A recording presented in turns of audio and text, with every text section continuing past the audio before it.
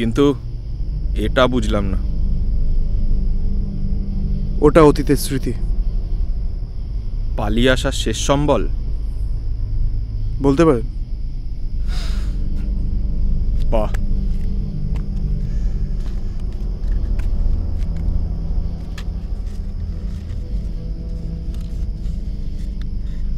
ধন্যবাদ।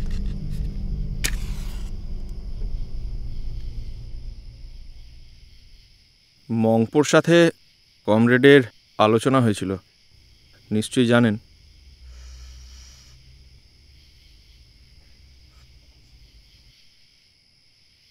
আমি এখনো আপনাদের প্রস্তাবে রাজি হইনি।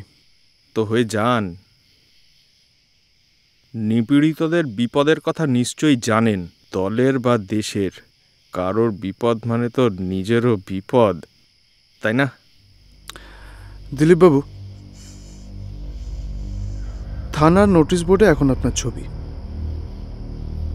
আমাদের হলুদ বাড়িতেও নোটিশ পাঠিয়েছে। যদি কেউ আপনাকে দেখতে পায় তাহলে যেন থানায় খবর দেয়। আজ নান্টু না থাকলে আপনার সত্যি খুব বিপদ হতো। আর আপনার বিপদ মানে আপনাদের বিপদ, তাই না? না না, আমি মারা গেলে অন্য কেউ চলে আসবে।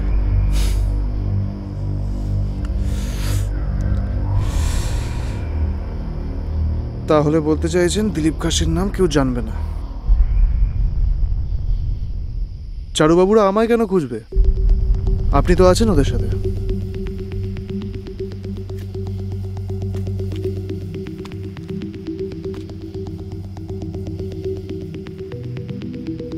দিলীপবাবু,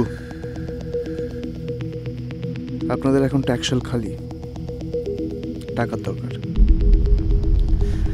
আর এরম সময় যদি আপনি আপনার দলের জন্য 8-10 লাখ টাকা জোগাড় করে দিতে পারেন, তাহলে আপনার লিডাররা আপনার নাম করবে। আর ইতিহাস চাইলেও ভুলতে পারবে না। 8-10 লাখ টাকা মাঝরাতের এই প্রলাপ বন্ধ হোক। ঠিক আছে, ঘুমিয়ে নিন, কাল কথা হবে। আপনি বারিনের ঘরে শুয়ে পড়বেন।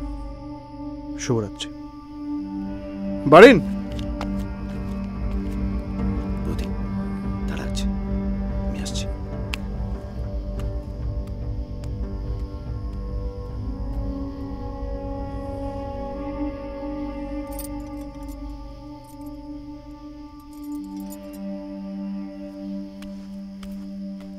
চলুন। কি ব্যাপার দিলীপবাবু, আপনাকে বড্ড চিন্তিত মনে হচ্ছে? চিন্তা করবেন না, সময় এলে আপনাকে সব বুঝিয়ে দেবে। আসুন আসুন আসুন।